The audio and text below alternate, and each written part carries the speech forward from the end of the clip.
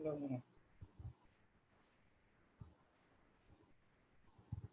Hello. Sound কি clear?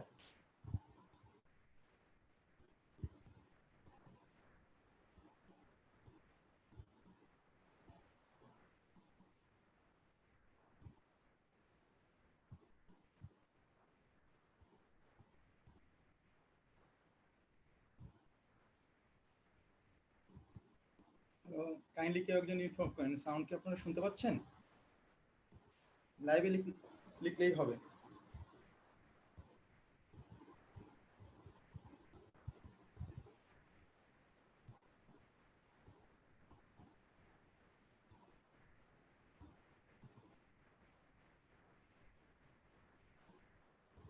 Hello,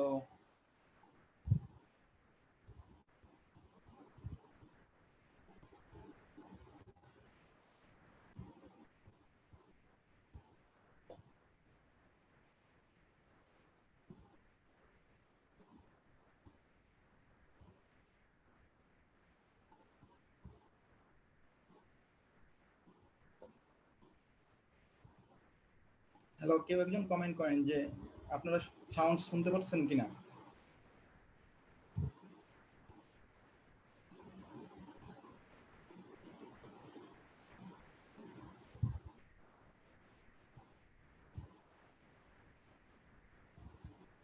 hello,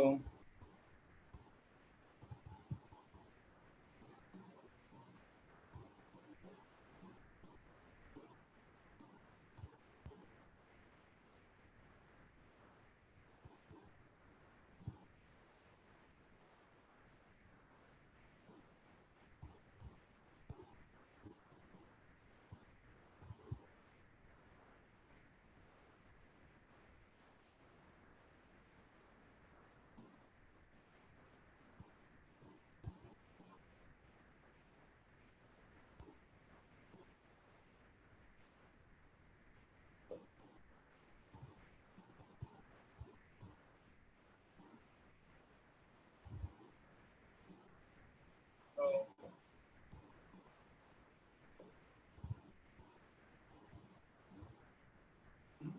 hello. আজকে আমাদের টপিকস হচ্ছে রেসপিরেটরি মেডিসিন। ডেভিডসন হচ্ছে অনেক একটা ভাস্ট একটা বই, যেটার আমরা পড়ি হচ্ছে এফসিপিএস পার্ট অন দেওয়ার জন্য। দেন আবার আমরা ফেজে পরীক্ষার জন্য, রেসিডেন্সির জন্য, কিন্তু অনেক ইম্পর্টেন্ট টপিকস আছে কোনগুলোকে আমরা অ্যাকচুয়ালি হচ্ছে ইমপেসিস করব, সেইগুলো হচ্ছে আমাদের জানা দরকার। কারণ এখান থেকেই সব পরীক্ষায় কিন্তু কোশ্চেন হচ্ছে এবং ডিফারেন্ট প্যাটার্নে কোশ্চেন হচ্ছে। আর এখন যেহেতু এসবিএ কোশ্চেনের প্রপোর্শন অনেক বেশি, সেক্ষেত্রে এসবিএ এর উপর যদি আমরা গুরুত্ব দিই, সেক্ষেত্রে এফসিপিএস পার্ট অন পাস করা অনেক ইজি হবে। রেসপিরেটরি মেডিসিন থেকে অনেকগুলো এফসিপিএস পার্ট অনের জন্য হচ্ছে কোশ্চেন আসে। সেজন্য হচ্ছে আমরা প্রস্তুতি নিব হচ্ছে SBA based. Basically SBA based প্রস্তুতি নিলে এসবিএ যদি আমরা বেশি মার্ক তুলতে পারি, দেখা যাচ্ছে যে এফসিপিএস পার্ট ওয়ান পাস করা আমাদের জন্য অনেক ইজি হবে। রেসপিরেটরি মেডিসিনের ক্ষেত্রে আমরা প্রথমে যেটা ইমপেসিস দিই হচ্ছে, আপনারা কমেন্ট করে জানেন যে, যেহেতু জুমে আপনারা কেউ অ্যাটেন্ড করেন নাই, কমেন্ট করলে, লাইভে কমেন্ট করলে আমি এখান থেকে আপনাদের কোনো কোশ্চেন অ্যারাইজ করলে ওইটা রিপ্লাই দিতে পারবো। আমাদের হচ্ছে রেসপিরেটরি মেডিসিন থেকে ফার্স্ট যে টপিকসটা আমাদের খুবই জানা প্রয়োজন, আমরা কিভাবে ডিফারেন্সিয়েট করি হচ্ছে obstructive disease and restrictive disease. যে restricted and obstructive lung disease, এটা যদি ডিফারেন্সিয়েট করতে হয়, ডিফারেন্সিয়েট করার জন্য আমাদের অবশ্যই যে লাং এর যে ভলিউম অ্যান্ড ক্যাপাসিটি, সে সম্পর্কে একটা গুড নলেজ থাকতে হবে। তাহলে আমরা একটু রিক্যাপিচুলেট করে দেখি কি ধরনের লাং ভলিউম অ্যান্ড ক্যাপাসিটি আছে, তার উপর ইন্টারপ্রিটেশন করে আমরা restrictive disease and obstructive disease differentiate করব।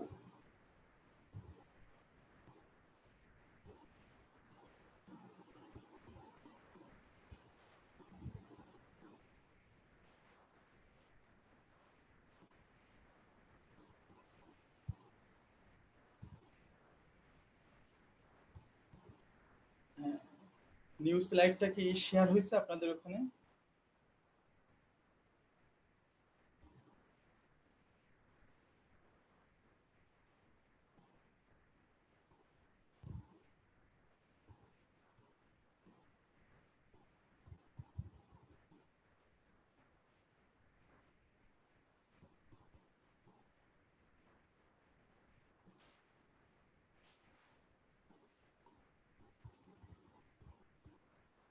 এখন আসেন হচ্ছে লাং এর নর্মাল যে ভলিউমগুলো আছে স্লাইডটা এখন শেয়ার হয়েছে।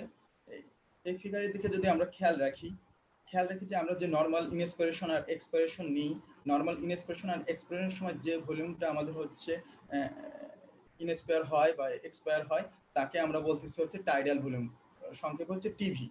ফিগারে এখানে খেয়াল করলে আমরা দেখব TV equal to tidal volume. Normal যে ইনস্পিরেশন এক্সপিরেশনে যে ভলিউমটা লাংসে প্রবেশ করে এবং বের হয়ে যায় সেটাকে আমরা টাইডাল ভলিউম বলি। এবং নর্মাল ইনস্পিরেশনের পরে যদি আমরা ফোর্সফুল কোনো ইনস্পিরেশন নিই, ফোর্সফুল ইনস্পিরেশনের সময় যে এক্সট্রা ভলিউমটা আমাদের লাংসে প্রবেশ করে তাকে আমরা বলতেছি হচ্ছে inspiratory reserve volume, ইনস্পিরেটরি reserve volume বা আইআরভি। এখন আমরা নর্মাল ইনস্পিরেশন অ্যান্ড এক্সপিরেশন বললাম, সেটাকে আমরা টাইডাল ভলিউম বলতেছি। এখন যদি নর্মাল এক্সপিরেশন করার পর আবার যদি আমরা এক্সট্রা ফোর্সফুল এক্সপিরেশন করার ট্রাই করি, তার এর ফলে যে ভলিউমটা লাংস থেকে বের হয়ে আসবে সেটাকে আমরা বলতেছি হচ্ছে এক্সপিরেটরি রিজার্ভ ভলিউম। তাহলে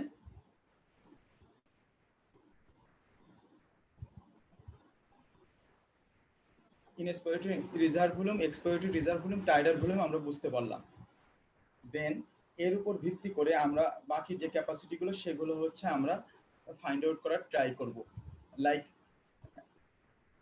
আমি যদি টাইডাল ভলিউম অ্যান্ড যদি ইনস্পিরেটরি রিজার্ভ ভলিউমকে অ্যাড করি, এইটা যে ক্যাপাসিটি এটাকে বলতেছি আমরা হচ্ছে ইনস্পিরেটরি রিজার্ভ ক্যাপাসিটি। অ্যান্ড একবার ফোর্সফুল ইনস্পিরেশন নেওয়ার পর লাংসে যে পুরো ভলিউমটা প্রবেশ করলো, এরপরে যদি আমরা ফোর্সফুল এক্সপাইরেশন করি তাহলে কি কি দেখা যাচ্ছে যে ফোর্সফুল ইনস্পিরেশন করলে আমাদের লাংসে ঢুকতেছে হচ্ছে নর্মালি হচ্ছে টাইডাল ভলিউম ঢুকতেছে, আর লাংসে প্রবেশ করতেছে হচ্ছে ইনস্পিরেটরি রিজার্ভ ভলিউম। এখন ফোর্সফুল এক্সপাইরেশন করলাম তাহলে কোন ভলিউমগুলো লাংস থেকে বের হয়ে যাবে? লাংস থেকে বের হয়ে যাবে শুধুমাত্র রেসিডুয়াল ভলিউম হচ্ছে লাংসে থাকবে, বাকি সব ভলিউমগুলো বের হয়ে যাবে। তাহলে রেসিডুয়াল ভলিউম যদি লাংসে থাকে, বাকি যে ভলিউমগুলো বের হয়ে যাচ্ছে তারা হচ্ছে expiratory reserve volume, tidal volume আর হচ্ছে ইনস্পিরেটরি রিজার্ভ ভলিউম। এই তিনটা সামেশন হচ্ছে আমাদের হচ্ছে ফোর্সড ভাইটাল ক্যাপাসিটি। তাহলে ফোর্স ভাইটাল ক্যাপাসিটি হচ্ছে ফোর্সফুল আমরা ইনস্পিরেশন নেওয়ার পর যে ভলিউমটা আমাদের লাংসে প্রবেশ করলো, এরপর আমরা ফোর্সফুল এক্সপিরেশন করলাম, এক্সপিরেশন করার পর যতটুকু বের হয়ে আসতেছে সেটাকে আমরা বলতেছি হচ্ছে ফোর্স ভাইটাল ক্যাপাসিটি। তাহলে force vital capacity equal to হচ্ছে inspiratory reserve volume plus tidal volume and expiratory reserve volume. আর এরপরে ফোর্সফুল এক্সপিরেশনের পরে লাংসের যতটুকু ভলিউমটা থাকতেছে তাকে আমরা বলতেছি হচ্ছে রেসিডুয়াল ভলিউম। এতটুকু বোঝা গেলে এই ভলিউমগুলো অ্যান্ড ক্যাপাসিটিগুলো যদি বোঝা যায়, এরপরে আমরা লাংসের একটা ইন্টারপ্রিটেশন করে আমরা লাংস ফাংশন টেস্টের ইন্টারপ্রিটেশন করে স্পাইরোমেট্রির মাধ্যমে অবস্ট্রাকটিভ অ্যান্ড রেস্ট্রিকটিভ ডিজিজ আলাদা করতে পারবো। আমরা ডেভিডসনের একটা আমাদের ফিগার আছে, ওই ফিগারটা ইন্টারপ্রিটেশন কিভাবে করতে হয় আমরা এটা খেয়াল করি। আমরা অ্যাকচুয়ালি যখন হচ্ছে লাং ফাংশন টেস্ট করি বিভিন্ন স্পাইরোমেট্রির মাধ্যমে বিভিন্ন ভলিউম অ্যান্ড ক্যাপাসিটি মাপার চেষ্টা করি, তার ভিতরে উল্লেখযোগ্য হচ্ছে forced expiratory volume in first second. মানে আমরা যখন এক্সপাইরেশন করি ফার্স্ট সেকেন্ডে ফোর্সফুলি 1 সেকেন্ডে যে পরিমাণ ভলিউমটা এক্সপাইরেশনের সাথে বের হয়ে আসে তাকে আমরা বলতেছি post expiratory volume in first second. আর আগেই আমরা বলছি ফোর্স ভাইটাল ক্যাপাসিটির ডেফিনেশন আমরা আগেই দেখাইছি, এই দুইটার যে রেশিও, এই রেশিও হচ্ছে খুবই vital for differentiate the restrictive disease and obstructive disease. Normally এই রেশিওটা হয় হচ্ছে forced expiratory volume 1 and force vital ক্যাপাসিটির রেশিও হয় হচ্ছে 0.8। কোনো কোনো ডিজিজে দেখা যায় যে আমাদের এই রেশিওটা হচ্ছে 0.8 এর চেয়ে বেড়ে যায়, আর কোনো কোনো ডিজিজে দেখা যায় যে আমাদের এই রেশিওটা 0.7 এর কম হয়। এর উপর ভিত্তি করে যে ফোর্স এই রেশিওটা কত, যে 0.7 এর নিচে না 0.8 এর উপরে, এর উপর ডিফারেন্সিয়েট আমরা restrictive and obstructive disease diagnosis করতে পারি। অবস্ট্রাকটিভ ডিজিজ হচ্ছে আমরা normal obstructive disease like obstructive ডিজিজের কিছু আমরা উদাহরণ যেমন সিওপিডি, অ্যাজমা। আর রেস্ট্রিকটিভ ডিজিজ মেইনলি হচ্ছে পালমোনারি ফাইব্রোসিস, পালমোনারি ইডেমা, এগুলো হচ্ছে রেস্ট্রিকটিভ ডিজিজ করে থাকে। এখন কিভাবে আমরা ডিফারেন্সিয়েট করতে পারি লাং ফাংশন টেস্টের মাধ্যমে, আগেই বলছি যে এই রেশিওর মাধ্যমে করতে পারি। এখন দেখা যাক হচ্ছে প্যাথোলজি কি হয় অ্যাজমা সিওপিডিতে, অবস্ট্রাকটিভ ডিজিজের প্যাথোলজিটা কি হয়। আমরা যখন ইনস্পিরেশন নিই তখন কোনো সমস্যা হয় না, আমরা যখন এক্সপিরেশন করি দেখা যাচ্ছে যে লাংসের যে স্মল অ্যালভিওলাই আছে কলাপস করে, তার মানে আমরা যখন এক্সপিরেশন করার ট্রাই করব তখন দেখা যাচ্ছে যে আমাদের ভলিউমটা এক্সপায়ার হইতে পারতেছে না, তার লাংসে ট্র্যাপ হয়ে যাচ্ছে, মানে রেসিডুয়াল ভলিউম, মানে লাংসে ট্র্যাপ হয়ে কিছু পরিমাণ ভলিউম থেকে যাচ্ছে, তার মানে রেসিডুয়াল ভলিউমটা আমাদের ইনক্রিজ করবে। এখন খেয়াল করি যখন আমরা অবস্ট্রাকটিভ ডিজিজের ফোর্সফুলি স্পাইরোমেট্রিতে ফোর্সফুলি ইনস্পিরেশন করার পর ফোর্সফুলি এক্সপিরেশন করলাম, এক্সপ্রেশন করে force expiratory volume in first second নির্ণয় করার চেষ্টা করলাম। আমরা জানি যে যখন এক্সপ্রেশন করতেছি তখন অবস্ট্রাকটিভ ডিজিজে লাংস স্মল এয়ার এগুলো কলাপস করতেছে, তাহলে লাংস থেকে ইনাফ ভলিউম বের হইতে পারতেছে না, তাহলে এই ডেফিনেশন অনুসারে force expiratory volume in first second কমে যাচ্ছে, তাহলে এক্ষেত্রে হচ্ছে অনেক বেশি কমে যাবে, কারণ আমরা যখন এক্সপ্রেশন করতেছি তখন অবস্ট্রাক্ট হয়ে যাচ্ছে, এই জন্য দুইটা অ্যারো দেওয়া আছে যে অনেক বেশি কমে যাচ্ছে, এমফাইসিমিয়া ক্রনিক ব্রঙ্কাইটিসে অনেক বেশি কমে যাচ্ছে, অ্যাজমাতে অনেক বেশি কমে যাচ্ছে। এখন পালমোনারি ফাইব্রোসিসের ক্ষেত্রে force expiratory volume in first second আমাদের কি ধরনের চেঞ্জ হচ্ছে, এখানে দেখা যাচ্ছে যে লাংসের একটা পার্মানেন্ট স্কারিং হয় in case of restrictive disease, permanent scarring হওয়ার কারণে এখানে দেখা যায় যে ইনস্পিরেশন অ্যান্ড এক্সপিরেশনের সময় ভলিউমটা এন্ট্রি কম করতেছে কিন্তু কোনো কলাপস হচ্ছে না, এই কারণে হচ্ছে force expiratory volume in first second এখানে হচ্ছে কমবে, কিন্তু যেহেতু অবস্ট্রাকশন হচ্ছে না এক্সপিরেশনের সময় কোনো সিওপিডির মতো, এক্ষেত্রে হচ্ছে কমবে কিন্তু কম কমবে। এখন আসেন হচ্ছে force vital capacity. Force vital capacity হচ্ছে ফোর্সফুলি ইনস্পিরেশন নেওয়ার পর ফোর্সফুলি এক্সপিরেশন করলে যে ভলিউমটা বের হবে স্পাইরোমেট্রিতে তাকে বলতেছে ফোর্স ভাইটাল ক্যাপাসিটি। যেহেতু রেস্ট্রিকটিভ ডিজিজের ক্ষেত্রে আমাদের হচ্ছে লাংসের একটা পার্মানেন্ট স্কারিং হওয়ার কারণে লাংস ভলিউমটা কমে যাচ্ছে, সেক্ষেত্রে ইয়ার এন্ট্রি কম হবে, সেহেতু ফোর্সফুলি এক্সপ্রেশন করলেও আমার যে ভলিউমটা বের হবে সেইটাও কম থাকবে, তাহলে এই ক্ষেত্রে হচ্ছে ফোর্স ভাইটাল ক্যাপাসিটি রেস্ট্রিকটিভ ডিজিজের ক্ষেত্রে অনেক বেশি কমে যাবে, অ্যান্ড অবস্ট্রাকটিভ ডিজিজের ক্ষেত্রেও কমবে কিন্তু অত বেশি কমবে না, কারণ যে অবস্ট্রাকটিভ ডিজিজের ক্ষেত্রে আমার যে ভলিউমটা বের হচ্ছে অনেকটা টাইম শেলে, ফার্স্ট সেকেন্ডে যতটা অবস্ট্রাকশন হয় ফুল টাইম নিয়ে অতটা অবস্ট্রাকশন হয় না, দেখে ফোর্স ভাইটাল ক্যাপাসিটি অনেক বেশি কমে না। তাহলে আমি যদি এখন রেশিও করি, দুইটা রেশিও দেখা যাক যে অ্যাজমার ক্ষেত্রে যদি রেশিও করি অবস্ট্রাকটিভ ডিজিজের ক্ষেত্রে রেশিও করি, দেখা যাচ্ছে যে আপারটা মোর কমতেছে, লোয়ারটা হচ্ছে কমতেছে কিন্তু কম, তাহলে আমার যে রেশিও হবে রেশিও উপরটা যেহেতু কম ওভারঅল রেশিও হচ্ছে কমে যাচ্ছে, মানে আমার যে নর্মাল রেঞ্জ 0.8 এর চেয়ে কমে যে আমার হচ্ছে 0.7 এর নিচে, তাহলে আমাদের এই রেশিও যদি 0.7 এর নিচে হয় তাহলে আমরা এটা আইডেন্টিফাই করতে পারবো যে এটা অবস্ট্রাকটিভ ডিজিজ। এখন এই রেশিওটা ইন রেস্ট্রিকটিভ ডিজিজের ক্ষেত্রে দেখা যাচ্ছে force vital capacity in first on, hello, restrictive ডিজিজের ক্ষেত্রে ফোর্স ভাইটাল যে ক্যাপাসিটিটা আছে ওইটা অনেক বেশি কমে, নিচেরটা অনেক বেশি কমলে দেখা যাচ্ছে যে রেশিওটা আমার ইনলার্জ করবে, আইদার নর্মাল থাকবে না হলে হাই ইনক্রিজ করবে, তাহলে আমি এই রেশিওটা কম না বেশি এইটার উপর ডিপেন্ড করে আমরা ডিফারেন্সিয়েট করতেছি হচ্ছে restrictive disease and obstructive disease. আমি আগেই বলছি যে ইসের ক্ষেত্রে যে রেসিডুয়াল ভলিউম, যেহেতু এয়ার ট্রাপ হচ্ছে এক্সপিরেশনের সময় রেসিডুয়াল ভলিউমটা হচ্ছে অবস্ট্রাকটিভ ডিজিজের ক্ষেত্রে হচ্ছে ইনক্রিজ করবে, আর রেস্ট্রিকটিভ ডিজিজের ক্ষেত্রে পার্মানেন্ট স্কারিং যে লাংসের যে একটা নর্মাল যে ভলিউম আছে স্কারিং এর কারণে কমে যাচ্ছে, এই জন্য রেসিডুয়াল ভলিউমটা ওভারঅল হচ্ছে কমে যাবে। এই রেসিডুয়াল ভলিউম দেখেও আমরা ডিফারেন্সিয়েট করতে পারতেছি হচ্ছে অবস্ট্রাকটিভ অ্যান্ড রেস্ট্রিকটিভ ডিজিজ। আর টিএলসি হচ্ছে টোটাল লাং ক্যাপাসিটিটা হচ্ছে রেসিডুয়াল ভলিউম, আর পোস্ট ভাইটাল ক্যাপাসিটি হচ্ছে সামেশন, যেহেতু রেসিডুয়াল ভলিউম ইনক্রিজ করতেছে in case of obstructive disease, তাহলে টিএলসিও ইনক্রিজ করবে in case of obstructive disease, and restrictive disease হচ্ছে যেহেতু আরভি বা রেসিডুয়াল ভলিউম হচ্ছে কমে যাচ্ছে, রেস্ট্রিকটিভ ডিজিজের ক্ষেত্রে আমার টিএলসিও কমে যাবে। এখন আসেন হচ্ছে কার্বন মনোঅক্সাইড ডিফিউশন। অ্যাকচুয়ালি আমরা যখন ইনস্পায়ার করি অক্সিজেনটা হচ্ছে অ্যালভোলাইতে প্রবেশ করে ডিফিউজ হয়ে হচ্ছে আমার পালমোনারি ভেসেল যে যায় এবং অক্সিজেনেশন হয়। এখন অ্যালভোলাইতে বা ক্যাপিলারির মাঝখানে যদি কোনো ডিস্ট্রাকশন থাকে সেক্ষেত্রে আমাদের ঠিকভাবে হচ্ছে অক্সিজেন যেতে পারে না, অক্সিজেনের চেয়ে যেহেতু কার্বন মনোঅক্সাইডের ডিফিউশন ক্যাপাসিটি বেশি, এই জন্য কার্বন মনোঅক্সাইড দিয়ে আমরা ডিফারেন্সিয়েট করার চেষ্টা করি যে ডিফিউশন ক্যাপাসিটিটা কেমন। এখানে খেয়াল করে দেখেন পালমোনারি ফাইব্রোসিসে লাংসে একটা পার্মানেন্ট স্কারিং থাকে, তাহলে অ্যালভুলাই আর হচ্ছে পালমোনারি ভেসেলসের মধ্যে যে পথটা আছে এখানে স্কারিং হওয়ার কারণে কার্বন মনোক্সাইড ডিফিউশন কম হওয়ার কারণে আমাদের হচ্ছে টিএলসিওটা অনেক বেশি কমে যায় ইন কেস অফ পালমোনারি ফাইব্রোসিসের ক্ষেত্রে, কারণ একটা লাংসে স্কারিং থাকে। আবার এমফাইসিমার ক্ষেত্রেও অনেক বেশি কমে যাবে। কেন কমে যাবে? কারণ এমফাইসিমার ক্ষেত্রে দেখা যায় যে আমাদের এমফাইসিমার ডেফিনেশন হচ্ছে alveolar all destruction due to smoking or alpha-1 antitrypsin deficiency। alveolar destruction হলে ওই যে আমাদের যে ডিফিউশন যে পাথওয়েটা আছে ওখানে ডিফিউশনটা কম হবে, এর জন্য অনেক বেশি কমে যায় TLCO in case of emphysema.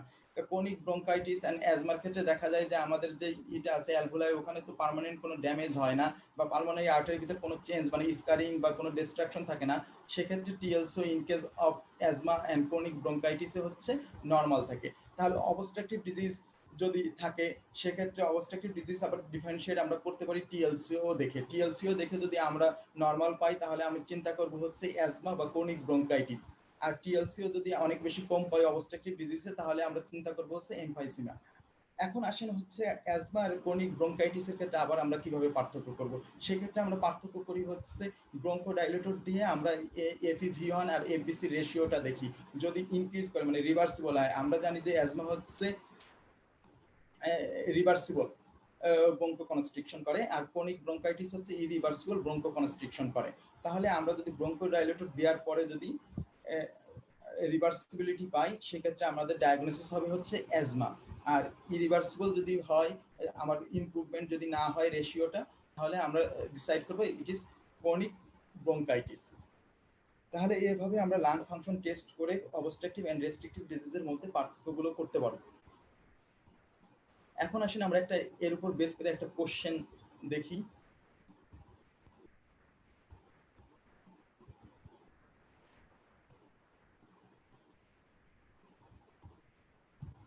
এখানে দেখেন যে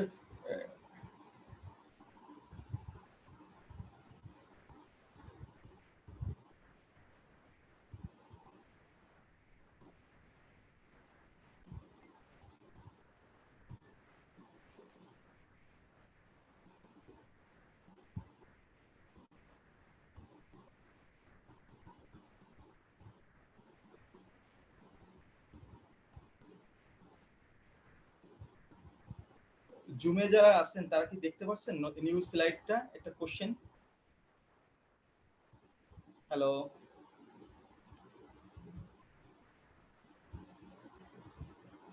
ডক্টর ফয়সাল মাহমুদ, নতুন স্লাইডটা কি দেখতে পাচ্ছেন? জি স্যার, দেখা যাচ্ছে স্যার। কিন্তু ফেসবুকে শো করতেছে না কেন? না স্যার, শো করতেছে ওই যে 4 নাম্বার কোশ্চেন যেটা হুইচ 4 নাম্বার কোশ্চেন দিয়ে শুরু। ঠিক আছে। জি স্যার, ওটা দেখা যাচ্ছে স্যার। এখানে কোশ্চেন আছে, আমরা যেহেতু লাং ফাংশন টেস্ট করলাম এখন এই কোশ্চেনটা খেয়াল করেন যে which pulmonary function test may be altered to a similar degree in both restrictive lung disease and obstructive lung disease. আমরা যে চার্টটা দেখলাম যে এখানে সিমিলার চেঞ্জ হবে, মানে দুইটাতেই সিমিলার চেঞ্জ হবে। আমরা যে লাং ফাংশন টেস্ট দেখলাম ওখানে দেখলাম এপিভি1 রেস্ট্রিকটিভ এন্ড অবস্ট্রাকটিভ ডিজিজে দুইটাই কমে, একটা কম কমে আর একটা বেশি কমে, তার মানে অ্যান্সার আমার এটা হবে না। আবার রেশিও যদি আমরা করি দেখা যাচ্ছে যে একটার ক্ষেত্রে হচ্ছে রেশিও আমার ইনক্রিজ করতেছে 0.8 এর বেশি হচ্ছে আর একটার ক্ষেত্রে 0.7 এর নিচে হচ্ছে অবস্ট্রাকটিভ ডিজিজের ক্ষেত্রে, তাহলে আমার অ্যান্সার এটা হবে না। এছাড়া হচ্ছে টোটাল লাং ক্যাপাসিটি দুইটাই চেঞ্জ হয়, মোর অবস্ট্রাকটিভ আর রেস্ট্রিকটিভ ডিজিজে ডিফারেন্সিয়েট হয়, সিমিলার চেঞ্জ হয় না, একটা হচ্ছে কমে আর একটা হচ্ছে বাড়ে। আবার রেসিডুয়াল ভলিউমও দেখা যাচ্ছে যে একটা কমবে আর একটা বাড়বে। শুধুমাত্র টাইডাল ভলিউম হচ্ছে নরমাল ইনএক্সপ্রেশন আর এক্সপ্রেশনের সময় যে ইয়ার এন্ট্রি হয় আর ইয়ার এক্সপায়ার হয় তাকে হচ্ছে টাইডাল ভলিউম বলি। রেস্ট্রিকটিভ বা অবস্ট্রাকটিভ ডিজিজে টাইডাল ভলিউম কিন্তু নরমালি থাকে, তাহলে আমার অ্যান্সারটা হবে হচ্ছে সি, টাইডাল ভলিউম। এদের চেঞ্জটা হচ্ছে similar degree both in restrictive, বাকি যে চারটা আমাদের যে আছে লাং ফাংশন টেস্টের প্যারামিটার আছে সবগুলোই চেঞ্জ হয় এবং ভিন্ন ভিন্ন ভাবে চেঞ্জ হয় দুইটাই।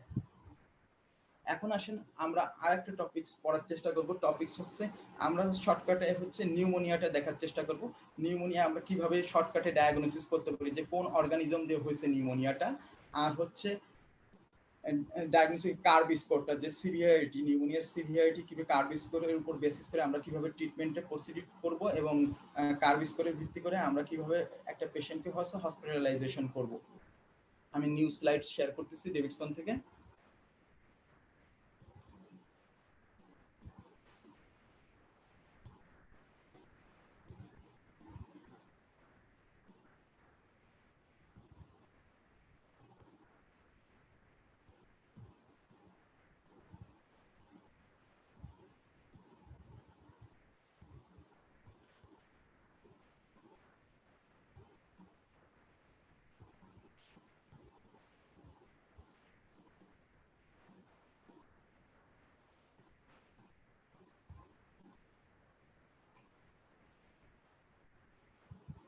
এখন আসলে হচ্ছে আমরা শর্টকাটে পড়ার চেষ্টা করব নিউমোনিয়া, যেটা নিউমোনিয়া তো আমরা নিউমোনিয়া অলরেডি অনেক ভাস্ট, জাস্ট হচ্ছে আমরা নিউমোনিয়া থেকে পড়বো যে আমরা শর্টকাটে কিভাবে একটা সিনারিও দেখে ডায়াগনোসিস করতে পারি যে এটা কোন অর্গানিজম দিয়ে হয়েছে। নর্মালি আমাদের দেশে হচ্ছে সবচেয়ে কমন হচ্ছে কমিউনিটি অ্যাকুয়ার্ড নিউমোনিয়া। এক্সামে অনেক সময় আসে যে নিউমোনিয়ার ফিচার, যে নিউমোনিয়ার কি কি ফিচার্স হয় আমরা অলরেডি জানি, যে নিউমোনিয়ার ক্ষেত্রে আমাদের ফিভার ডেভেলপ করতে পারে, কফ ডেভেলপ করতে পারে, এর উপর বেসিস করে আমরা একটা নিউমোনিয়া ডায়াগনোসিস করলাম। এখন যদি কোশ্চেন আসে যে নিউমোনিয়া আপনি ডায়াগনোসিস করলেন, আপনার কোশ্চেন তো আসবে না যে what is the most likely diagnosis, আপনার কোশ্চেনে আসতে পারে সাপোজ আসলো যে what is the most common positive organism. তাহলে কমিউনিটি অ্যাকুয়ার্ড নিউমোনিয়ার ক্ষেত্রে আমাদের মোস্ট কমন পজিটিভ অর্গানিজম হচ্ছে স্ট্রেপ্টোকক্কাস নিউমোনি। তাহলে most common positive organism in community acquired pneumonia হচ্ছে স্ট্রেপ্টোকক্কাস নিউমোনি।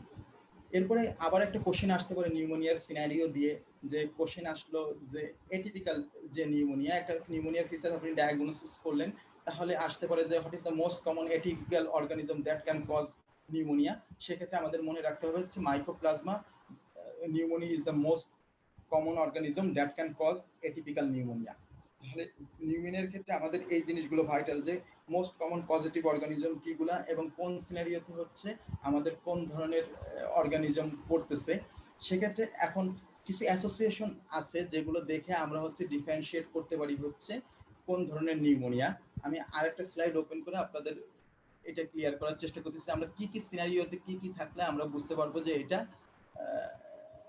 এই অর্গানিজম দিয়ে হয়েছে।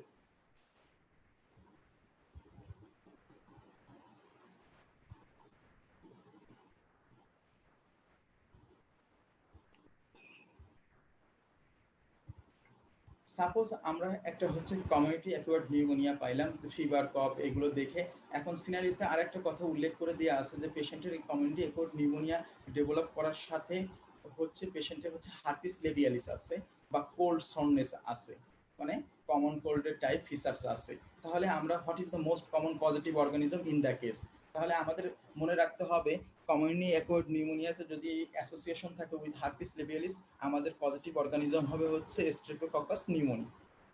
এখন সাপোজ আরেকটা পেশেন্ট আসলো, পেশেন্ট বয়স 40 ইয়ার্স, ফিভার আছে, কফ আছে, সাথে যদি আইভি ড্রাগ অ্যাবিউজের হিস্ট্রি থাকে এবং ফ্লু লাইক সিমটমস থাকলো, বা ইনফ্লুয়েঞ্জা, ফ্লু লাইক সিমটমস মানে ইনফ্লুয়েঞ্জা লাইক সিমটমস থাকলো, তারপরে আমাকে দিতে পারে যে what is the most common positive organism. সেক্ষেত্রে আমাদের মনে রাখতে হবে মোস্ট কমন পজিটিভ অর্গানিজম হচ্ছে স্টাফাইলোকক্কাস অরিয়াস। তাহলে pneumonia with IV drug abuse and influenza like symptoms বা flu symptoms, most common positive organism হচ্ছে স্টাফাইলোকক্কাস অরিয়াস। এছাড়া দেখা যাচ্ছে যে আমরা একটা ডায়াগনোসিস করার চেষ্টা করি যে নিউমোনিয়ার পেশেন্টের আমার হাইপোনাট্রিমিয়া ডেভেলপ করলো। কেন হাইপোনাট্রিমিয়া ডেভেলপ করতে পারে? আমরা জানি যে কিছু কিছু অর্গানিজম, নিউমোনিয়ার কিছু কিছু অর্গানিজম হচ্ছে সিয়াদ করে, মানে হচ্ছে syndrome of inappropriate antidiabetic hormone secretion. Antidiabetic hormone secretion inappropriate হলে, অনেক বেশি হলে আমার ওয়াটার রিটেনশন হচ্ছে, ওয়াটার রিটেনশন হলে ইসিএফ অনেক বেশি ওয়াটার রিটেনশন হলে দেখা যাচ্ছে যে আমাদের যে হাইপোনাট্রিমিয়া ডেভেলপ করে। তাহলে সাপোজ কোনো একটা পেশেন্ট হচ্ছে নিউমোনিয়া উইথ হাইপোনাট্রিমিয়া, তারপরে পেশেন্টের কোনো জিআইটি সিমটমস থাকলো লাইক ডায়রিয়া, বা পেশেন্টের একটা ফরেন ট্যুরের হিস্ট্রি থাকলো, ফরেন ট্যুর অ্যাকচুয়ালি হচ্ছে ওয়াটারের মাধ্যমে লিজিওনিলা, তাহলে এই ক্ষেত্রে আমার diagnosis most common likely organism হচ্ছে লিজিওনিলা হবে। বা সিনারিওতে আমাদের দেয়া থাকবে যে একটা ফরেন ভিজিট, ফরেন ভিজিটের পরে হয়েছে, তার মানে ফরেন ভিজিটের যে এসি ওখানে যে ওয়াটার ট্যাঙ্ক রিজার্ভার এর মাধ্যমে যে অর্গানিজমটা ছড়াইতে পারে, জিআইটি সিমটমসের ভিতরে ডায়রিয়া ডেভেলপ করতে পারে, এছাড়া হচ্ছে হেপাটাইটিস ডেভেলপ করতে পারে বা রিঅ্যারেঞ্জ লাং ফাংশন টেস্ট করতে পারে। তাহলে কোনো একটা পেশেন্টের যদি হাইপোন্যাট্রিমিয়া থাকে, উইথ নিউমোনিয়া ফিচার্স থাকে, সাথে যদি ফরেন ভিজিটের একটা হিস্ট্রি থাকে, সেক্ষেত্রে আমাদের মোস্ট লাইকলি অর্গানিজম হচ্ছে লিজোনিলা নিউমোনিয়া। লিজোনিলা নিউমোনিয়া হচ্ছে আরেকটা কজ অফ এটিপিক্যাল নিউমোনিয়া। তাহলে এটিপিক্যাল নিউমোনিয়া করে হচ্ছে মাইকোপ্লাজমা, লিজোনিলা আর হচ্ছে ক্লামাইডিয়া, এগুলো হচ্ছে বেসিক্যালি হচ্ছে এটিপিক্যাল নিউমোনিয়া করবে। এছাড়াও যে কোনো ভাইরাল যে কজ নিউমোনিয়া আছে, ইনফ্লুয়েঞ্জা, এগুলো হচ্ছে এটিপিক্যাল নিউমোনিয়া করে থাকে।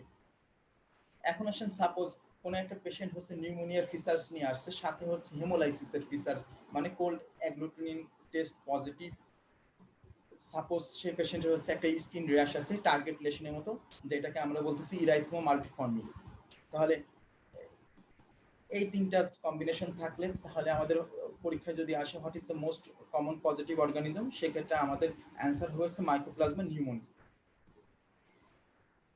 এখন আসেন হচ্ছে কমিউনিটি অ্যাকোয়ার্ড নিউমোনিয়া আর আরো কজ আছে। কজ যেমন ক্লেফশিয়াল, আমরা কিভাবে ডিফারেন্সিয়েট করব? মিডল ইস্ট একটা মেন থাকবে, তার অ্যালকোহল হিস্ট্রি থাকবে, এবং তার এখন লাংসে এসএসটেক্সে কনসলিডেশন ডেভেলপ করছে, যেটা ক্যাভিটেটিং লেশন টাইপ বা ডায়াবেটিক পেশেন্ট। সেক্ষেত্রে আমাদের মোস্ট কমন পজিটিভ অর্গানিজম হবে হচ্ছে ক্লেফশিয়ালা।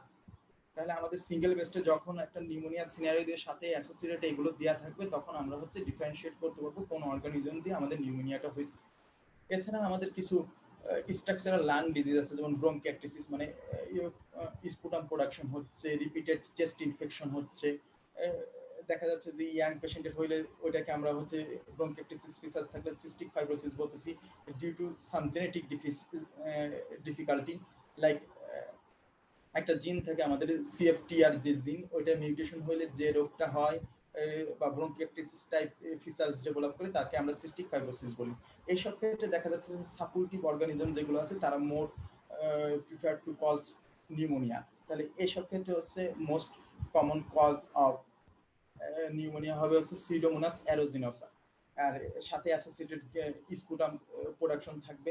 স্পুটাম প্রোডাকশনের কালার দেওয়া থাকতে পারে যে গ্রিন স্পুটাম প্রোডাকশন হচ্ছে। তাহলে এই যে ছয়টা জিনিস যে সাথে অ্যাসোসিয়েটেড যে সিনারিও নিউমোনিয়ার সাথে আমরা দেখে ডিফারেন্সিয়েট করতে পারবো এটা আইদার হচ্ছে ক্লেপশিয়ালা দিয়ে হচ্ছে, না সিডোমোনাস দিয়ে হচ্ছে, না স্ট্রেপ্টোককাস নিউমোনিয়া দিয়ে হচ্ছে। আমরা এইসব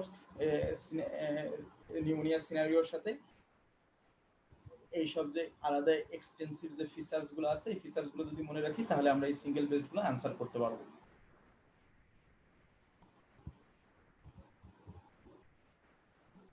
এরপরে আসেন হচ্ছে, আপনারা যারা জুমে আছেন তারা শুনতে পাচ্ছেন? জি স্যার, শোনা যাচ্ছে ক্লিয়ার স্যার। হ্যাঁ, তাহলে আপনারা আমরা কিছু এই নিউমোনিয়ার উপর কিছু কোশ্চেন সলভ করার চেষ্টা করি, আপনারা একটু অ্যান্সার দেন, ঠিক আছে? তাহলে এই সিনারিও গুলো তো বোঝা গেল যে আমরা কি অ্যাসোসিয়েশন নিউমোনিয়ার সাথে অ্যাসোসিয়েশন কোনগুলো পাইলে কোন অর্গানিজম হবে, এইটা দেখে আমরা একটু ডায়াগনোসিস, কিছু কোশ্চেন ডায়াগনোসিস করার চেষ্টা করি।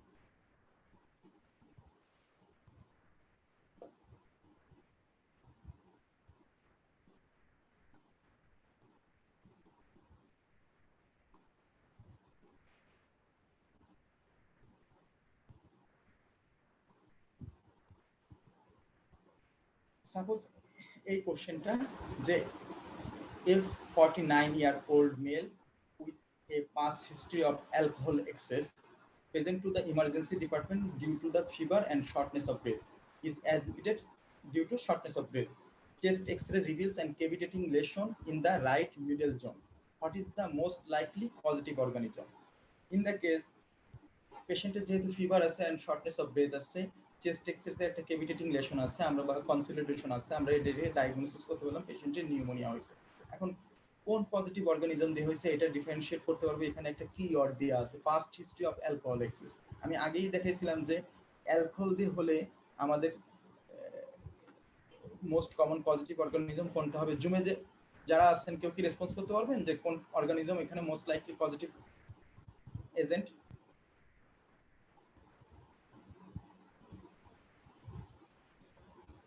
আমরা আগে দেখছিলাম যে alcohol excess with pneumonia features.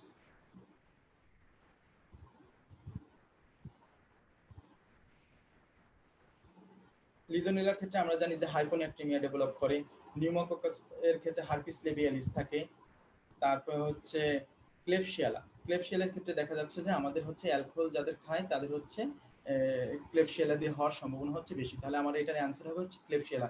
হ্যাঁ, তামান্না হাবিবা একজন রেসপন্স করছে, হ্যাঁ এক্সেলেন্ট, ক্লেবশিয়ালা।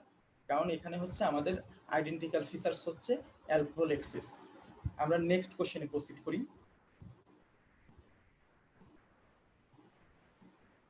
আরেকটা আমরা ডায়াগনোসিস করার চেষ্টা করি যে a 19-year-old army cadet is admitted to hospital with cough, headache and malaise. এটা দেখে আমরা বুঝতে পারতেছি যে পেশেন্টের একটা রেসপিরেটরি ইনসাল্ট আছে। He has a temperature of high fever আছে, his blood count and renal and liver function is normal. তাহলে নর্মাল দিয়ে আমরা ইন্ডিকেট করলাম যে পেশেন্টের লিজেনেলা নাই, কারণ লিজেনেলার ক্ষেত্রে দেখা যাচ্ছে যে আমাদের ব্লাড কাউন্টে লিম্ফোপেনিয়া পাওয়া যেতে পারে, অ্যাবনর্মাল লিভার ফাংশন টেস্ট থাকতে পারে। তাহলে আমরা একটা এক্সক্লুড করে ফেলতে পারলাম। কোল্ড অ্যাগ্লুটিনিন টেস্ট আর পজিটিভ। আমরা যতগুলো পড়ছি তার ভিতরে একটা ক্ষেত্রেই দেখা যাচ্ছে যে কোল্ড অ্যাগ্লুটিনিন টেস্ট বা হিমোলাইসিস পজিটিভ থাকে। তাহলে এর chest X-ray shows bivagal shadowing, মানে কনসিডারেশন পেশেন্টের নিউমোনিয়া আছে, সাথে হচ্ছে হেমোলাইসিসের ফিচার্স আছে। What is the most likely diagnosis? যারা লাইভে আছেন তারাও রেসপন্স করতে পারেন। তাহলে legionella or pseudomonas or viral pneumonia, klebsiella or mycoplasma. তাহলে আমাদের এখানে কি ফিচার্স হচ্ছে? Pneumonia type features and cold agglutinin positive. জুমে যারা আছেন পারলে আপনারাও রেসপন্স করতে পারেন যে এটার আনসারটা কি হবে।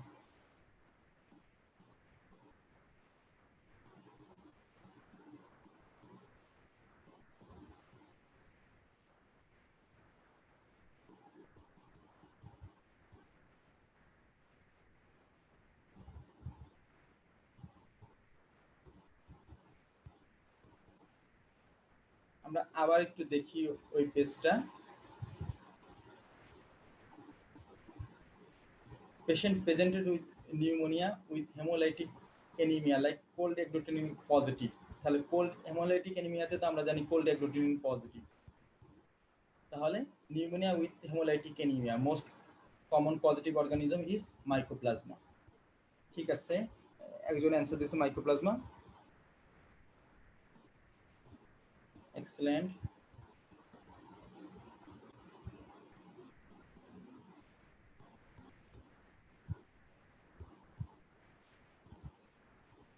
এখন আসেন আমরা হচ্ছে আগেই বলছি যে আমরা কার্ভ 65 স্কোরটা সলভ করার ট্রাই করব, কারণ কার্ভ 65 স্কোরের উপর ভিত্তি করে আমরা হচ্ছে ডিফারেন্সিয়েট করতে পারি যে পেশেন্ট অ্যাডমিশন করা লাগবে না আউট পেশেন্ট বেসিসে হচ্ছে ট্রিটমেন্ট দেওয়া যাবে।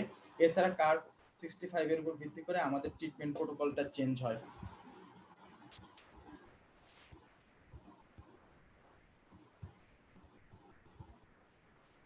কার্ভ 65 স্কোর, তাহলে কার্ভ 65 স্কোরে থাকতেছে হচ্ছে সি।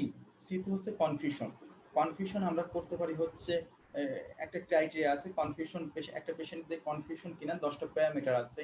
মেন্টাল স্টেজ টেস্ট, তার যদি 10টা প্যারামিটারে বিভিন্ন, তাকে আমি আস্ক করব এজ, সেক্স, আরো রিসেন্ট হিস্ট্রি, মেমোরি, এগুলো আস্ক করে আমরা এরকম 10টা পয়েন্ট আছে আস্ক করে আমরা মার্কিং করব। মার্কিং যদি হচ্ছে 8 অর লেস হয় তাহলে পেশেন্ট ইজ কনফিউজড, মানে কার্ভ 65 এর একটা পয়েন্ট ক্রাইটেরিয়া পূর্ণ হবে। কার্ভ 65 এর মোস্ট স্কোর হচ্ছে 5, মোট স্কোর 5। তাহলে কনফিউশন আমরা হচ্ছে মেন্টাল স্টেজ টেস্ট করব।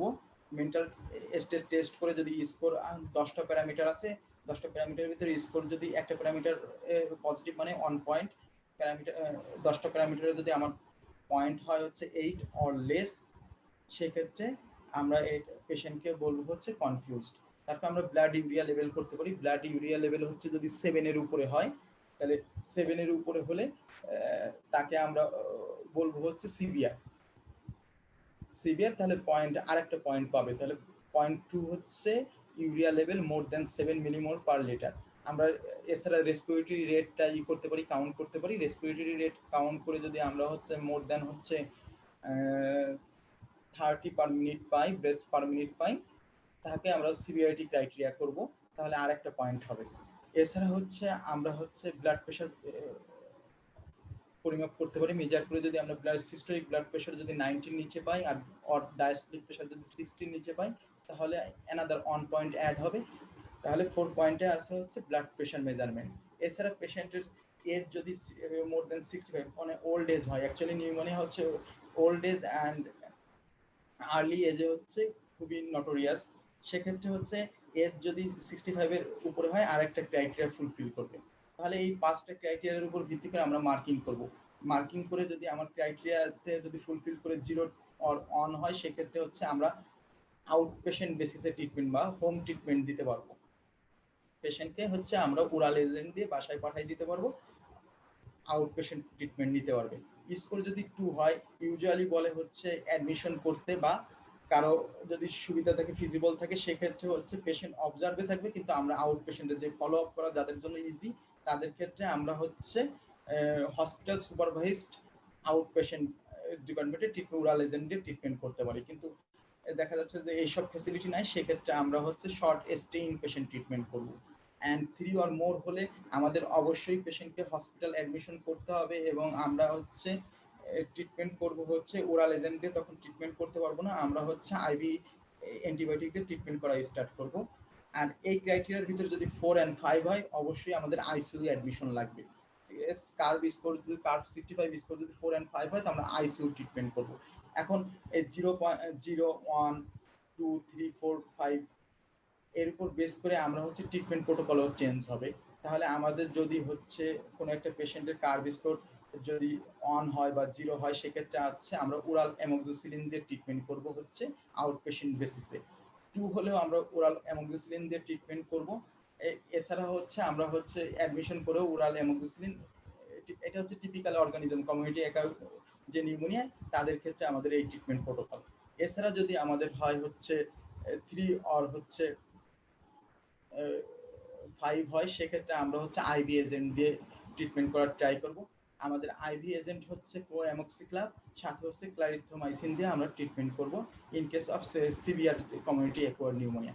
এছাড়া দেখা যাচ্ছে যে আমরা সামহাও আইডেন্টিফাই করতে পারলাম যে পেশেন্ট হচ্ছে এটিপিক্যাল যে ব্যাকটেরিয়া আছে এগুলো দিয়ে হচ্ছে, যেমন মাইকোপ্লাজমা নিউমোনিয়া দিয়ে হচ্ছে। আমরা সিনারি দিয়ে দেখলাম যে কোল্ড এগ্লুটিনিন পজিটিভ হেমোলাইসিস আছে, সেক্ষেত্রে আমার ফার্স্ট লাইন অফ ট্রিটমেন্ট হবে হচ্ছে ক্লারিথ্রোমাইসিন, কারণ এটিপিক্যাল অর্গানিজমের এগেনস্টে হচ্ছে ক্লারিথ্রোমাইসিন ভালো কাজ করে। বা আমরা দেখলাম যে কোনো পেশেন্টের হচ্ছে ইনফ্লুয়েঞ্জা লাইক সিমটমস আছে, সেক্ষেত্রে তো আমাদের আইভি ড্রাগ অ্যাবুস ফার্স্ট ডায়াগনোসিস হবে হচ্ছে স্টাফাইলোকক্কাস। তাহলে স্টাফাইলোকক্কাসের ক্ষেত্রে আমরা সেক্ষেত্রে হচ্ছে first line of treatment flucloxacillin দিয়ে স্টার্ট করতে পারি। এছাড়া লিজেনুলার ক্ষেত্রে এটিপিক্যাল অর্গানিজম যেহেতু, সেক্ষেত্রেও আমাদের হচ্ছে ফার্স্ট ট্রিটমেন্ট হবে হচ্ছে ক্লারিথ্রোমাইসিন। আর নর্মাল যে কমিউনিটি অ্যাকোয়ার্ড নিউমোনিয়া অর্গানিজম, সেক্ষেত্রে হচ্ছে স্কোর 1 হলে আমরা হচ্ছে ওরাল অ্যামোক্সিসিলিন দিয়ে ট্রিটমেন্ট করব, 2-তে হচ্ছে আমরা ওরাল অ্যামোক্সিসিলিন দিয়ে ট্রিটমেন্ট করতে পারবো, 3-তে হলে আমরা আইভি ড্রাগে সুইচ করব কোঅ্যামোক্সিক্লাব, সাথে হচ্ছে ক্লারিথ্রোমাইসিন অ্যাড করব। এখন একটা আমরা সিনারিও দেখতে পারি যে কার্ভ স্কোরের উপর ভিত্তি করে আমরা কি দিয়ে ট্রিটমেন্ট করতে পারবো।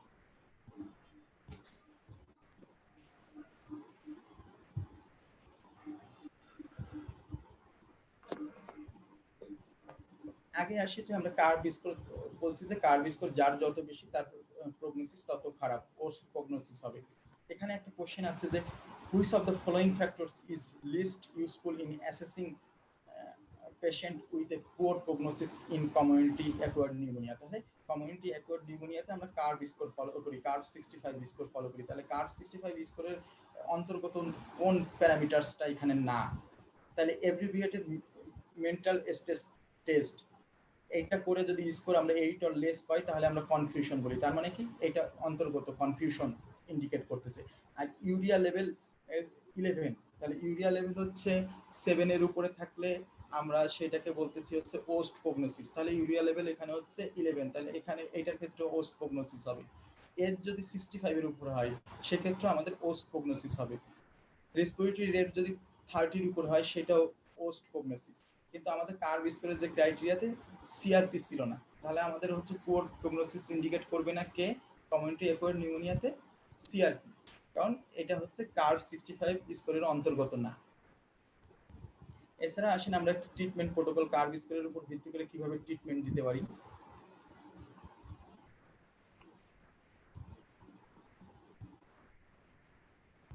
জুমে যারা আছেন তারা শুনতে পাচ্ছেন? Doctor Fazlul, hello. Sir clear sir.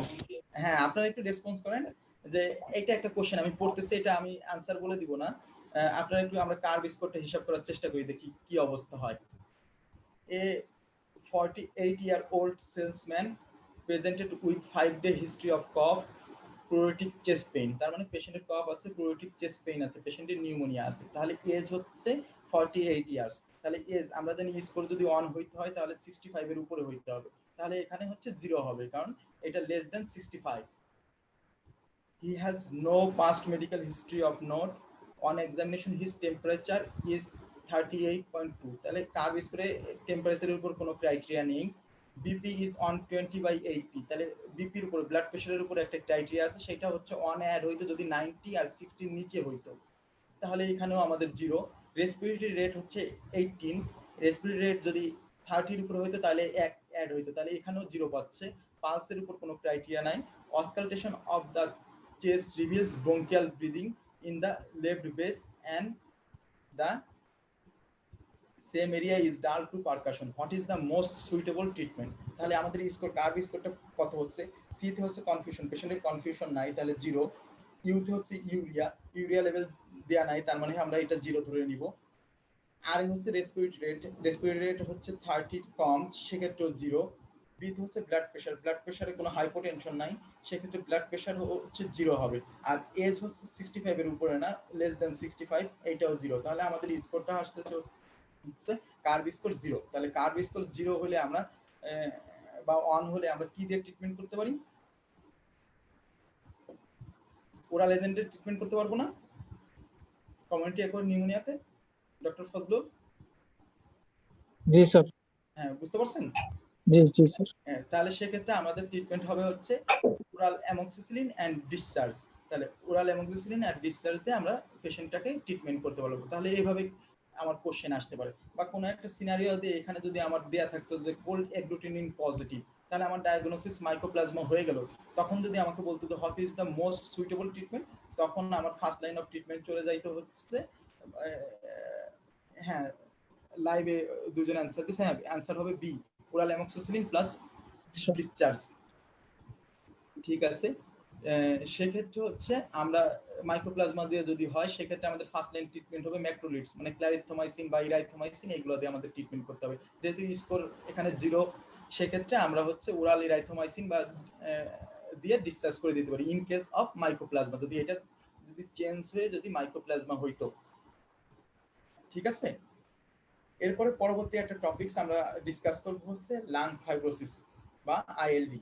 আইএলডির ক্ষেত্রে আমাদের অনেকগুলো কোশ্চেন আসে, এটা বেস করে অ্যাকচুয়ালি হচ্ছে আমাদের তো লাং ফাইব্রোসিস বিভিন্ন জায়গায় হইতে পারে, এটা হচ্ছে আপার লোবে হইতে পারে, লোয়ার লোবে হইতে পারে। এখন লাং ফাইব্রোসিস আমরা চেস্ট এক্সরেতে দেখে হচ্ছে লাং ফাইব্রোসিস ডায়াগনোসিস করতে পারি, বা আমরা যদি চেস্ট অসকালটেট করি ফাইন এনএসপিরেটরি কেকালস থাকে, বা আমরা যদি হিস্ট্রি নিই ড্রাই কফ থাকে, এর উপর বেস করে আমরা যদি একটা আবার ইসের সাথেও ডিফারেন্সিয়েট করতে হবে। যেমন অনেক একটা পেশেন্টের ড্রাই কফ অনেক দিন ধরে, আর একটা পেশেন্টের হচ্ছে প্রোডাক্টিভ কফ, তাহলে আমাদের ডিফারেন্সিয়াল ডায়াগনোসিস চেঞ্জ হয়ে যাবে। ড্রাই কফের ক্ষেত্রে হচ্ছে আমাদের লং টাইম ড্রাই কফের ক্ষেত্রে আমার ডায়াগনোসিস ফার্স্ট প্রায়োরিটি হবে হচ্ছে লাং ফাইব্রোসিস।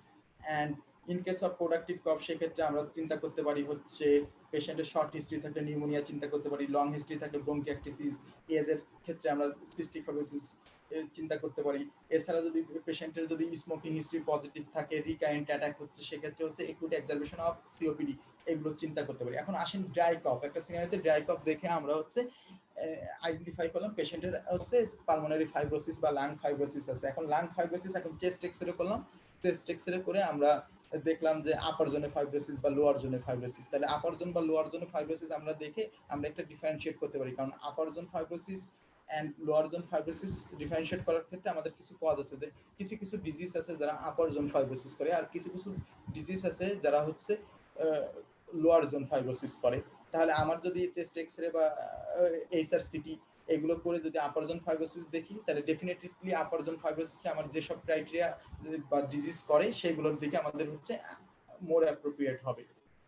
তাহলে লাং ফাইব্রোসিসের আমরা যদি ডায়াগনোসিস করতে যাই, যদি পরীক্ষার সময় আসে যে what is the gold standard for investigation in case of lung fibrosis, gold standard হবে হচ্ছে আমাদের হচ্ছে হাই রেজুলেশন সিটি স্ক্যান। এই হাই রেজুলেশন সিটি স্ক্যান হচ্ছে gold standard for in case of bronchiectasis. তাহলে ব্রঙ্কিয়াক্টিসিস অ্যান্ড লাং ফাইব্রোসিসের ক্ষেত্রে gold standard of diagnosis হচ্ছে আমরা এইচআরসিটি করতে পারি, মানে হাই রেজুলেশন সিটি স্ক্যান করতে পারি। এখন আসেন হচ্ছে লাং ফাইব্রোসিস, যেহেতু আমরা ডিসকাস করতেছি লাং ফাইব্রোসিসে আর্লি স্টেজে তারপরে লেট স্টেজে কি কি ধরনের চেঞ্জ হইতে পারে ইন এইচআরসিটিতে। এইচআরসিটিতে যদি আর্লি স্টেজে আমরা গ্রাউন্ড গ্লাস অ্যাপিয়ারেন্স, একটা গ্রাউন্ড গ্লাস অ্যাপিয়ারেন্স পাই, সেক্ষেত্রে আমরা মনে করব হচ্ছে early stage of lung fibrosis. Early stage of lung ফাইব্রোসিসে আমরা এইচআরসিটিতে যে অ্যাপিয়ারেন্সটা পাবো তা হচ্ছে গ্রাউন্ড গ্লাস অ্যাপিয়ারেন্স। এছাড়া এখন যদি লাং ফাইব্রোসিস দীর্ঘদিন ধরে হয়েছে, মানে 1 ইয়ার পাস করে গেছে, এরপরে যে যদি এইচআরসিটি আমরা করি সেক্ষেত্রে যদি চেঞ্জ পাই, সেই চেঞ্জটাকে আমরা বলতেছি হচ্ছে reticulo nodular shadowing. Reticulo nodular shadowing early স্টেজের পরের স্টেজের যে চেঞ্জটা তাকে আমরা বলতেছি রেটিকুলো নোডুলার শ্যাডোয়িং। এছাড়া যদি লেট স্টেজ হয় লাং ফাইব্রোসিসে, মানে ম্যাসিভ লাং ফাইব্রোসিস সাথে হচ্ছে লেট স্টেজ, সেই ক্ষেত্রে আমাদের এইচআরসিটিতে যে চেঞ্জ হবে হানি কম্বিং অ্যাপিয়ারেন্স, মৌমাছি থোকার মতো হানি কম্বিং অ্যাপিয়ারেন্স একটা চেঞ্জ হইতে পারে। তাহলে আমি যদি জানা থাকে যে এইচআরসিটিতে কোন ধরনের চেঞ্জ হয়, তাহলে আমরা ডিফারেন্সিয়েট করতে পারবো এটা early stage or late stage. তাহলে আর্লি স্টেজে থাকবে হচ্ছে গ্রাউন্ড গ্লাস অ্যাপিয়ারেন্স, আর লেট স্টেজে থাকবে হচ্ছে হানি কম্বিং অ্যাপিয়ারেন্স, আর এর মাঝামাঝি স্টেজে থাকবে রেটিকুলো নোডুলার শ্যাডোয়িং। এখন আসেন হচ্ছে এই রেটিকুলো নোডুলার শ্যাডোয়িং আমি মনে করেন আপার জোনে পাইলাম। আপার জোনে পেলে আমাদের কি কি ডিফারেন্সিয়াল মাথায় আসবে সেটা আমরা মনে রাখবো হচ্ছে ব্রেস্ট ক্লাবস দিয়ে মনে রাখবো। তাহলে এই সব ডিজিজ আমার হচ্ছে আপার জোন ফাইব্রোসিস করবে। তাহলে বিতে হচ্ছে আমাদের একটা অর্গানিক এজেন্ট আছে, তাহলে বিতে বেরিলোসিস, বেরিলিওসিস হচ্ছে করে হচ্ছে আপার জোন ফাইব্রোসিস। তারপরে আরে হচ্ছে রেডিয়েশন, রেডিয়েশন নিউমোনাইটিস যেটাকে বলে, কারোর কোনো লাং কার্সিনোমার জন্য রেডিয়েশন পাচ্ছে, রেডিয়েশন পাওয়ার পর কিছুদিন পর তার ড্রাই কফ ডেভেলপ করছে, সেক্ষেত্রে আমাদের ডায়াগনোসিস হবে হচ্ছে রেডিয়েশন নিউমোনাইটিস। বা কোনো একটা পেশেন্ট হচ্ছে কিছু এজেন্ট, অ্যালার্জিক এজেন্টের এক্সপোজার হচ্ছে, লাইক বার্ডস, তারপরে হচ্ছে ফার্মার যারা আছে, মেলটর্কার্স আছে, যে ফার্মার্স লাংসের আমরা নাম শুনছি। তাহলে এইসব এক্সপোজারের কারণে, এজেন্টের কারণে যে ডিজিজটা হচ্ছে তাকে আমরা বলতেছি হচ্ছে এক্সটেনজিক অ্যালার্জিক অ্যালভুলাইটিস। তাহলে ইতে হবে এক্সটেনজিক অ্যালার্জিক অ্যালভুলাইটিস। আর একটা নাম হচ্ছে হাইপার সেন্সিটিভিটি নিউমোনাইটিস, কারণ এরা হচ্ছে টাইপ 3 হাইপার সেন্সিটিভিটি করে। হাইপার সেন্সিটিভিটি নিউমোনাইটিস আর এক নাম। তাহলে এরা কোন ধরনের হাইপার সেন্সিটিভিটি করে? এরা অ্যাকচুয়ালি করে হচ্ছে একিউট স্টেজে হচ্ছে টাইপ 3 অ্যান্ড ক্রনিক স্টেজে করে হচ্ছে টাইপ 4 হাইপার সেন্সিটিভিটি। এছাড়া এতে হবে হচ্ছে অ্যালার্জিক ব্রঙ্কোপালমোনারি অ্যাসপারজিলোসিস বা এবিপিএ, এরাও আমাদের লাং ফাইব্রোসিস করে, সেটা হচ্ছে আপার জোন ফাইব্রোসিস। এছাড়া এসে হচ্ছে সার্কোইডোসিস, সার্কোইডোসিস আমাদের হচ্ছে আপার জোন ফাইব্রোসিস করবে। টিতে হচ্ছে টিউবারকুলোসিস, টিউবারকুলোসিসও আপার জোন ফাইব্রোসিস করবে। টিউবারকুলোসিস, সার্কোইডোসিস এগুলো সব আপার জোন ফাইব্রোসিস করবে। এদের ভিতরে আবার দুইটার ভিতরে ডিফারেন্সিয়েট আমরা করতে পারি হচ্ছে গ্রানুলোমা থেকে। টিউবারকুলোসিস হচ্ছে কেজিয়াটিং গ্রানুলোমা করবে, আর সার্কোইডোসিস করবে হচ্ছে নন কেজিয়াটিং গ্রানুলোমা। এছাড়া এস দিয়ে আসতেছে হচ্ছে সিলিকোসিস। পরের পেজে যাই আমরা হচ্ছে ক্লাব, ক্লাব দিয়ে আসতেছে হচ্ছে সিতে হচ্ছে কোল অর্কান নিউমোনিয়াকোনিয়াসিস, এটা হচ্ছে একটা অকুপেশনাল লাং ডিজিজ, কোল অর্কার্সদের হয়। এলে হচ্ছে ল্যাঙ্গারহ্যান্স সেল হিস্টিওসাইটোসিস, এতে হচ্ছে অ্যানকোলাইজিং স্পন্ডাইলাইটিস, পিতে হচ্ছে সোরিয়াসিস। অ্যানকোলাইজিং স্পন্ডাইলাইটিস আর সোরিয়াসিস হচ্ছে কানেকটিভ টিস্যু ডিজিজ। তাহলে এই কানেকটিভ, শুধুমাত্র এই দুইটা কানেকটিভ টিস্যু ডিজিজ হচ্ছে আমার আপার জোন ফাইব্রোসিস করবে। বাদ বাকি যে কানেকটিভ টিস্যু ডিজিজ আছে like RA, SLE, systemic sclerosis, এরা হচ্ছে লোয়ার জোন ফাইব্রোসিস করবে। তাহলে আমাদের মনে রাখতে হবে সব কানেকটিভ টিস্যু ডিজিজ হচ্ছে লোয়ার জোন ফাইব্রোসিস করে এক্সেপ্ট অ্যানকোলাইজিং স্পন্ডাইলাইটিস এন্ড সোরিয়াসিস। এখন আসলে লোয়ার লোক ফাইব্রোসিস পরীক্ষায় বেশিরভাগ টাইমে আসে একটা সিনারিও দিয়ে, দেখা যাচ্ছে যে লোয়ার জোন ফাইব্রোসিস আছে, what is the most common cause. সেক্ষেত্রে যদি আমার এই 4টে কজের ভিতরে একটা থাকে, সেটা হচ্ছে আমার আনসার হবে। তাহলে কি কি ডিজিজ আমাদের হচ্ছে লোয়ার জোন ফাইব্রোসিস করে, সেটা আমাদের হচ্ছে আমরা মনে রাখতে হবে। আর আপার জোন ফাইব্রোসিস তো আমরা একটা থিওরির মাধ্যমে মনে রাখতে পারবো, লোয়ার জোন ফাইব্রোসিসটা আমাদের হচ্ছে পড়ে মনে রাখতে হবে। তাহলে লোয়ারজন ফাইব্রোসিস আমরা আগেই বলছিলাম যে connective tissue disease except S and psoriasis এরা হচ্ছে লোয়ারজন ফাইব্রোসিস করবে। এছাড়া হচ্ছে ইডিওপ্যাথিক লাং ডিজিজ যেগুলো আছে আইএলডি, তারপর হচ্ছে ড্রাগ কজ কিছু, যেমন আরএতে শুধুমাত্র আরএও তো আমার করতেছে লোয়ারজন ফাইব্রোসিস। এছাড়া আরএতে আমরা ব্যবহার করি মেথোট্রেক্সেট হলো লোয়ারজন ফাইব্রোসিস করতে পারে। এছাড়া আছে হচ্ছে আমার কিছু কেমোথেরাপি এজেন্ট লাইক ব্লিওমাইসিন, বুসালফান। এছাড়া আমরা অনেক সময় হচ্ছে অ্যারিথমিয়ার কারণে হচ্ছে অ্যামিওডন ইউজ করি, অ্যামিওডনও লোয়ারজন ফাইব্রোসিস করতে পারে। এছাড়া অকুপেশনাল যে ডিজিজ আছে অ্যাসবেস্টস এক্সপোজার হইলে হচ্ছে অ্যাসবেস্টোসিস হইলে সেই ক্ষেত্রে আমাদের হচ্ছে লোয়ারজন ফাইব্রোসিস করতে পারে।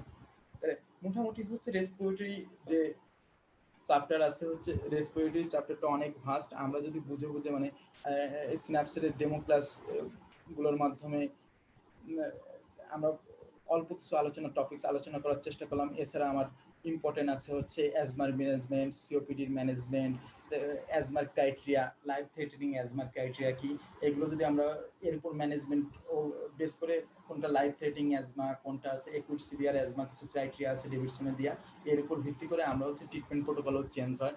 তারপরে অ্যাজমার নিউ গাইডলাইন যেমন ডেভিডসনে এখনো আসে নাই, জিনা গাইডলাইন, এইসব গাইডলাইন আমরা ফলো করতে পারি। আমরা যখন হচ্ছে রেসপিরেটরি মেডিসিন হচ্ছে ডেভিডসন বেসিক ক্লাস নিব, ওইগুলো হচ্ছে পুরোটা আমরা ডিসকাস করব। আমরা ইউজুয়ালি হচ্ছে একটা ডেভিডসন ক্লাস আমাদের শেষ করতে হচ্ছে 6 থেকে 7 আওয়ার্স লাগে। এখানে তো আর 1 ঘন্টা হচ্ছে এত বেশি পড়ানো সম্ভব না। যেগুলো ইম্পর্টেন্ট টপিকস সেগুলো আমরা আলোচনা করলাম। আপনারা যদি ডেভিডসন বেসিক ক্লাস করা স্টার্ট করেন, ওই টপিকসগুলো হচ্ছে আমরা যদি 2 দিন আলোচনা করি বা ডেভিডসন বইটা হচ্ছে মার্ক করে দেওয়া হয়, আপনারা ওইটা দেখে দেখে যে কোনটা রেসিডেন্সির ক্ষেত্রে আমরা কোনটা গুরুত্ব দেবো, এফসিপিএস পার্ট 1 এর ক্ষেত্রে কোনটায় গুরুত্ব দেবো, এরপরে শুধুমাত্র রেসিডেন্সি এফসিপিএস পার্ট 1, পরবর্তীতে আমাদের ফেজে পরীক্ষা, কেউ যদি হায়ার স্টাডি করে তারপরে এফসিপিএস পার্ট 2, সবই কিন্তু ডেভিডসন থেকে। এখন যদি ডেভিডসন থেকে কোশ্চেন আসে, এখন যদি ডেভিডসনের বেসটা ক্লিয়ার হয়, সেক্ষেত্রে দেখা যাচ্ছে যে তখন আমার এই ফোরটা কম দেওয়া লাগবে। আরো কিছু হট টপিকস আছে যেমন নিউমোথ্রাক্সের ম্যানেজমেন্ট, পালমোনারি এমবোলিজমের ক্ষেত্রে আমার কোনটার ক্ষেত্রে কতদিন ট্রিটমেন্ট দেবো গাইডলাইন অনুসারে, আমি ইনভেস্টিগেশনটা কোনটা করব, প্রেগনেন্ট লেডিদের ইনভেস্টিগেশন কি করব, প্রেগনেন্ট লেডিদের ট্রিটমেন্ট কি দিব, এর উপর বেস করে এইগুলো যদি আমরা ক্লাসে ডিসকাস করি। তারপরে টিভির ডায়াগনোসিস আছে, আমরা লেটেন্ট টিভি কিভাবে ডায়াগনোসিস করতে পারি, কোয়ান্টিফ্রন টেস্ট করবো না এমটি টেস্ট করবো, কোনটা মোর প্রিফারেবল, এইগুলো যদি আমরা, এগুলো অনেক সময় হচ্ছে শর্ট কেস মানে এসবিএতে আসবে এফসিপিএস পার্ট 1 এ। তাহলে এইগুলো যে ইম্পর্টেন্ট যেগুলো আমরা তো সব পড়ে আমাদের কোশ্চেন সলভ করার চেষ্টা করতে হবে যে এসবিএতে আমার কোন টাইপের কোশ্চেন বেশি বেশি করে আসবে। আমরা যখন ক্লাস নিব তখন হচ্ছে এই কোশ্চেনগুলো সলভ করার চেষ্টা করব যে আমার gold standard of investigation, gold standard of treatment কোনগুলা। তাহলে এইগুলো যদি বারবার আলোচনা করা হয়, দেখা যাচ্ছে যে আমাদের এক্সামের সময় এসবিএ আলোচনা করতে, অ্যান্সার করতে অনেক ইজি হবে।